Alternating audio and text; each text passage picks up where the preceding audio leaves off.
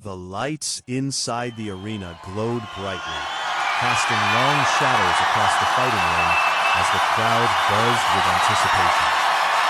Every seat seemed filled, every pair of eyes fixed on the center where the next bout was about to unfold. This wasn't just another fight on the card. This was the ninth bout of the night, a clash that had drawn curiosity, excitement, and even a little controversy. Under the official MMA rules for the evening, the fight was scheduled for 3 rounds, each lasting 5 minutes.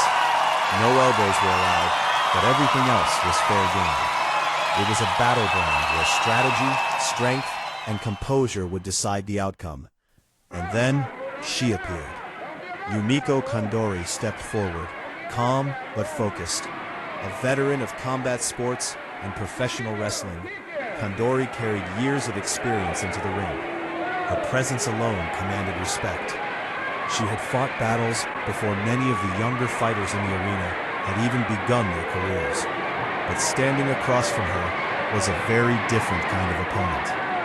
Gabi Garcia, a towering Brazilian powerhouse whose reputation had been built through dominance in grappling and Brazilian Jiu-Jitsu. Garcia wasn't just strong, she was intimidating. Her physical presence made her one of the most unique athletes in women's combat sports. Yet tonight, fans were curious about something new. Garcia had promised that she had been working on her striking. She wanted to show the world that she wasn't just a grappler anymore. As the fighters stepped toward the center, the tension in the arena grew heavier. Cameras flashed, voices quieted, and the referee prepared to start the contest. 2 very different fighters, 2 different paths, one fight about to begin, and the crowd leaned forward, waiting for the first moment of action. The bell rang, and the fight was officially underway. Both fighters moved cautiously at first, circling the ring as they searched for an opening. Early exchanges in combat sports are often about feeling out the opponent, measuring distance, testing reactions, and setting the tone for what's to come. Gabi Garcia stepped forward first. To the surprise of many watching, she began using her hands more confidently than expected. A quick jab shot out toward Kandori, showing flashes of the striking improvements she had promised before the fight. The crowd reacted immediately. Some shouted encouragement, others leaned forward to catch every movement. Across from her, Kandori stayed composed. Years of experience had taught her patience, and she waited for the right moment to respond. Then, suddenly, it happened. Kandori stepped in to strike. Her arm extended quickly, aiming to land a shot. But in that split second, her fingers stretched too far forward. Instead of a clean punch, her hand slid past the glove and into Garcia's eye. Gabi recoiled instantly. She stepped backward, bringing her hands to her face as the referee rushed forward to stop the action. The arena fell into a strange silence. At first, no one seemed sure what had happened. Was it a punch, a glancing strike, or something worse?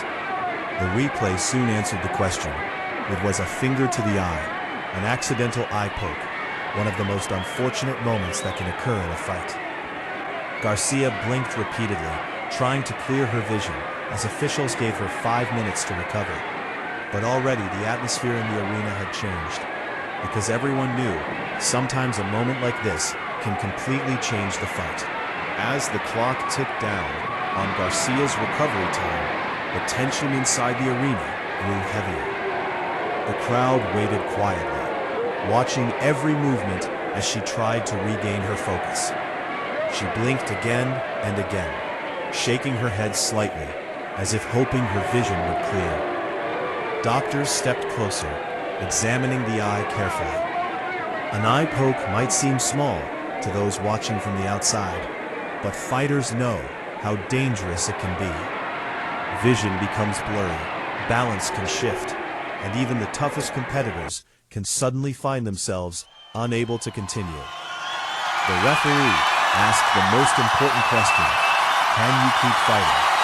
Garcia paused.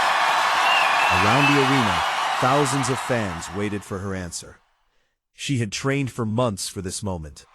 Endless hours in the gym, Brutal conditioning sessions, sparring rounds, and sacrifices, all leading to this fight.